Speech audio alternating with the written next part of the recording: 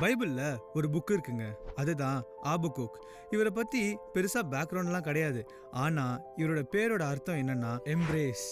அப்படின்னா ஒருத்தவங்க கிட்ட நம்ம ஒரு கொஸ்டின் கேட்டு அது ஆன்சர் வர வரைக்கும் அவங்கள விடாம கட்டி பிடிச்சிருப்போம்ல, அப்படிதான் ஆபகுக்கும் இஸ்ரேல் ஜனங்களை குறித்து ஒரு பாரம். ஒரு துன்மார்க்கனை கொண்டு ஒரு நீதிமான அழிக்கிறீங்களே, ஒரு பாபிலோனை கொண்டு ஒரு இஸ்ரேல் ஜனங்களை நீங்க அழிக்கிறீங்களே ஆண்டவரே, எனக்கு ஒன்றும் புரியல, இந்த பதிலுக்காக நான் காத்திருப்பேன் ஆபகுக் சொல்லும் போது, ஆண்டவர் குறித்த காலத்துக்கு தரிசனம் நிறைவேறும், அது பொய் சொல்லாது, அது நிச்சயமா வரும், தாமதிக்காது, நான் பாபிலோனை கொண்டுதான் இஸ்ரவேலை அழிப்பேன், தன் விசுவாசத்தினால் நீதிமான் பிழைப்பான்.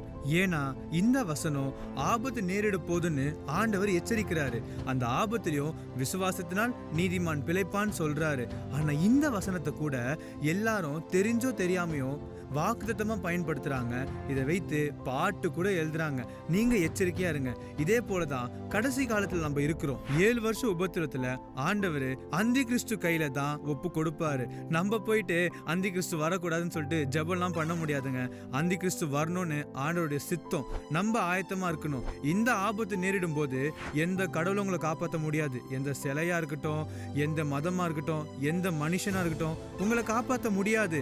இயேசுப்பா மேல நீங்க விசுவாசமா இருந்தா மட்டும்தான் தப்பிக்க முடியும். அது போல இந்த கடைசி காலத்திலயும் விசுவாசத்தினால்தான் நீதிமான் பிழைப்பான். பிறகு இஸ்ரேல் ஜனங்களை மட்டும் இல்ல, பாபிலோனுக்கும் நான் நியாயம் தீர்ப்பேன், ஏன்னா நான் நீதி உள்ள தேவன் அப்படின்னு ஆண்டவர் ஆபகுக்கு பதில் அளிக்கும் போது, ஆபகுக் ஆண்டவரே நீ நீதி உள்ளவர், நீங்க கோபமா இருந்தாலும் எங்க மேல இரக்கத்தினால் நினைத்தரலுங்க அப்படின்னு சொல்லி ஆபகுக் அவருடைய இரக்கத்தை குறித்தும் தேவனுடைய நீதியை குறித்தும் 3ஆம் அதிகாரத்துல அறிந்த பிறகு அவர் அழகா ஒரு பாடலா எழுதுறாருங்க. அந்த பாடல் தான் அத்திமரம் துளிர்விடாமல் போனாலும் திராட்சை செடியில் பழம் உண்டாகாமல் போனாலும் நான் கர்த்தருக்குள் மகிழ்ச்சியா இருப்பேன், என் ரட்சிப்பின் தேவனுக்குள் களி கூறுவேன்னு முடிக்கிறாருங்க.